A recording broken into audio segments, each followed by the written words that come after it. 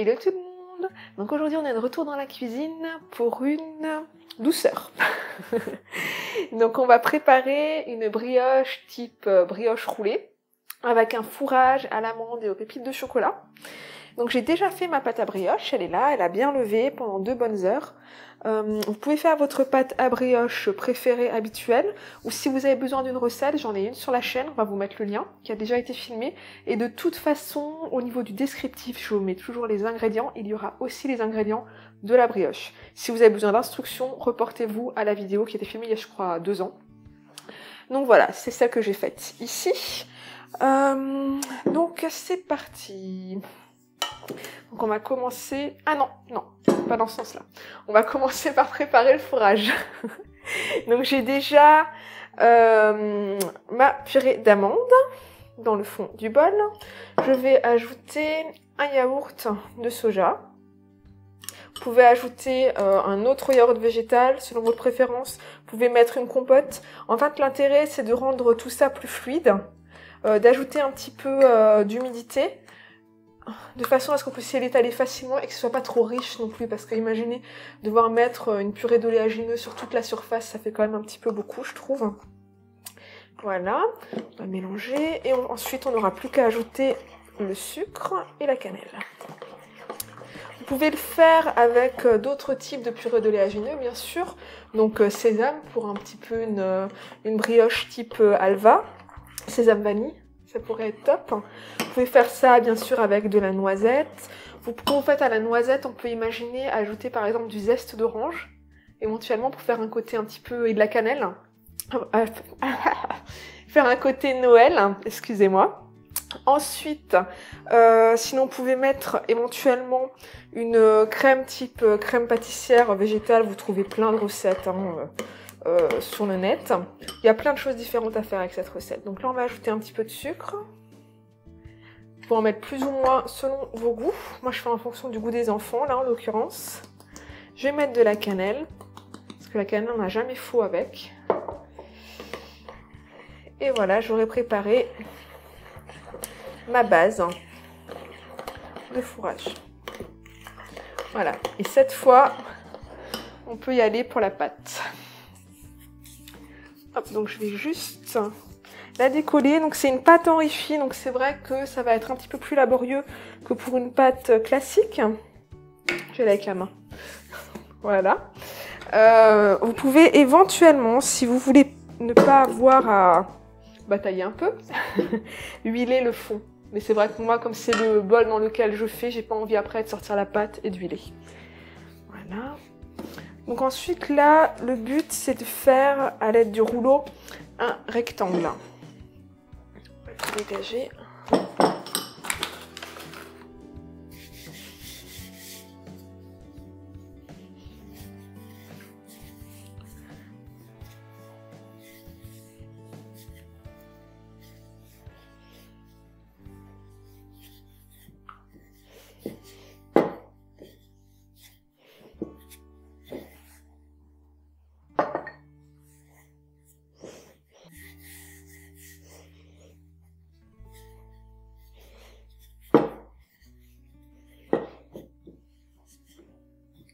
Et voilà. Donc en fait, c'est une pâte levée. Donc il ne faut pas hésiter à prendre les mains aussi. Vous pouvez l'étirer comme ça avec vos mains. Étant donné qu'elle a levé, qu'elle est bien élastique, elle ne va pas se déchirer. Vous la placez comme vous voulez, comme vous le feriez pour une pâte à pizza. Voilà. On va bien s'assurer qu'elle ne colle pas parce que c'est pas une fois qu'on aura tout dessus qu'il faudra s'en inquiéter. Voilà, je remets un petit peu de farine. Et on va passer à la dernière étape. En fait, c'est très rapide. C'est très très rapide. En fait, non. La préparation est très rapide, mais il y a 2 temps de levée. C'est ce qui va faire qu'il faut vous y prendre à l'avance. Donc il y a déjà la première levée qui est de 2 heures, il y aura une deuxième levée de 3/4 d'heure.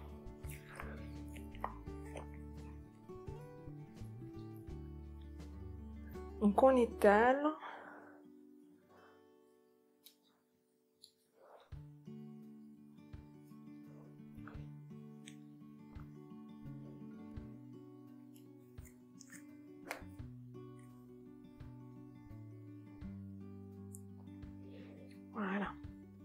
Donc imaginez si on avait dû mettre tout ça de purée d'amande. C'est là que le yaourt ou la compote. Une compote, ça peut être sympa aussi. Hein. Et vraiment pratique. Donc là maintenant, c'est toujours pareil. Vous avez à nouveau une multitude de possibilités. Donc vous pouvez mettre... Pardon. Rien du tout. Si vous la voulez nature. Ou des pépites de chocolat. Des raisins, d'autres fruits secs mais coupés à ce moment-là en petits morceaux. Si vous voulez mettre de la figue, de la date, cranberry, c'est quand même un peu grand, vous pouvez les couper en deux, des abricots secs. Vous pouvez mettre des fruits confits. Au moment de Noël, faire une brioche roulée avec orange et citron confit par exemple. Donc il y a plein de petites choses comme ça. Vous pouvez prendre des noix de Grenoble et les hacher finement au couteau et les parsemer comme ça. Si vous avez du pralin, j'ai une recette de pralin sur la chaîne qui est vraiment hyper simple à faire et qui va agrémenter des tas de recettes.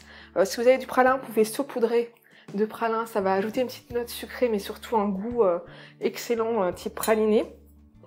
Donc nous, on va faire la version préférée des enfants et des plus gourmands, pépites de chocolat. Vous pouvez aussi, s'il y a plusieurs goûts à la maison, faire une partie moitié-moitié. Donc c'est vrai que moi j'aime les raisins secs, là j'en ai pas, mais j'aurais très bien pu faire 2 tiers chocolat et 1 tiers avec des raisins secs pour moi. Alors, on va ajouter nos pépites de chocolat. Bon en fait c'est du chocolat à pâtisserie que j'ai découpé. Hein.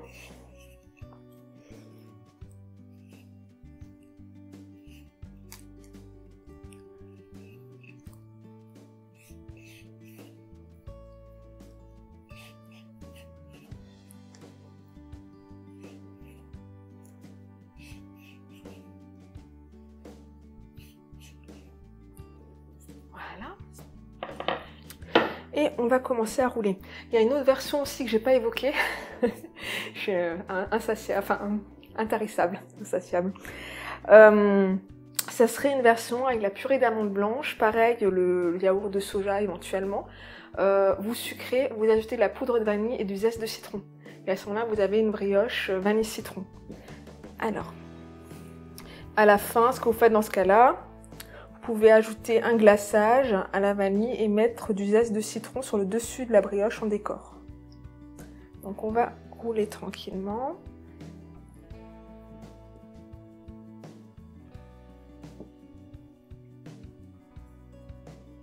Voilà. Et ce que je vous conseille de faire à la fin, c'est pas de rouler comme ça, parce qu'à ce moment-là, il y a toute la farce qui va sortir, c'est de rabattre. Donc là, on va le faire. J'ai mis un petit peu beaucoup de chocolat. Hein. On va rabattre les bords. Voilà. Et tout va bien coller comme il faut, puisque vous avez la purée d'amande qui est là pour sceller. Et voilà. Donc là, c'est la partie roulage qui est terminée. Ensuite, on va mettre notre brioche dans un moule. Comme ça. On pourrait très bien imaginer couper et les mettre tous sur une plaque de cuisson et les cuire individuellement. Ou même les mettre sur une plaque de cuisson relativement rapprochée, mais à ce moment-là, ils vont avoir tendance à s'étaler. L'avantage du moule, c'est que votre brioche, elle va monter. Vous allez avoir vraiment une jolie brioche type chinois. En utilisant un moule comme ça, j'ai un trou. Comment ça s'appelle? À charnière. Alors, on va découper.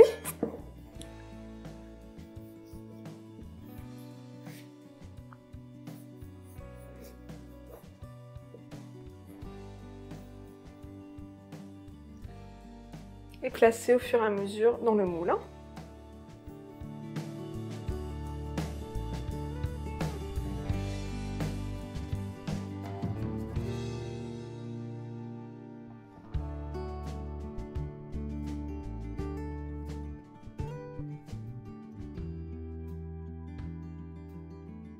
Et voilà, donc là on n'a plus qu'à laisser lever pendant 3/4 d'heure à couvert.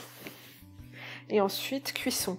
J'ai juste les 2 petits bouts, je vous montre quand même. Hein. Les 2 petits bouts, je vais les cuire simplement à part, histoire de ne pas les perdre. Ça sera bon aussi. Donc on laisse monter 3/4 d'heure et on se retrouve après.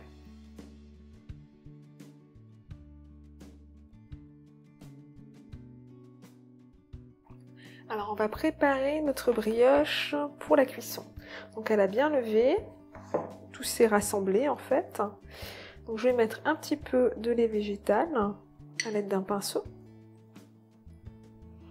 Et ensuite, je vais ajouter des amandes effilées. Donc là, c'est pareil, on pourrait imaginer des noix concassées, du pralin, différentes petites choses, de la cassonade, un mélange de sucre et de cannelle et des amandes.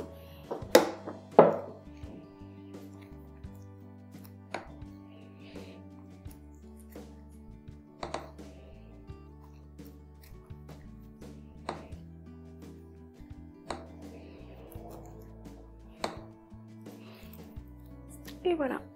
Donc là, je vais l'enfourner à 180 degrés pendant 35 minutes. Si vous avez un four à chaleur tournante, 30 minutes devrait suffire.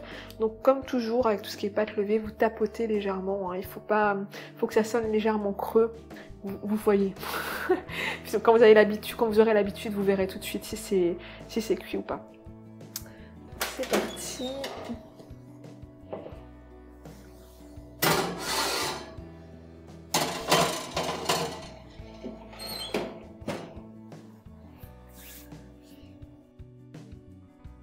Et voilà pour la brioche cuite. Donc là, je ne vais plus rien ajouter. On pourrait très bien imaginer aussi mettre un glaçage en fin de cuisson. Et à ce moment-là, ajouter les amandes effilées après. Moi, je trouve que ça suffit comme ça.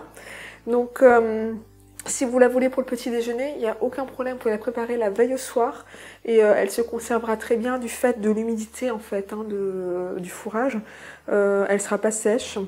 Simplement, bien sûr, la mettre dans une boîte hermétique ou la recouvrir. Si vous la voulez pour le goûter, à ce moment-là, la préparer dès la fin de matinée, puisqu'il y a, comme je vous disais, des longues périodes de levée. Donc, je vous dis à très vite pour une autre vidéo. Ciao, ciao! Ciao, ciao! Seeds sunk, we grew up like a tree. But your branch and mine, they split and climbed apart. But we still share a single heart. If you peel away the bark, we still share a single heart. If you peel away the bark.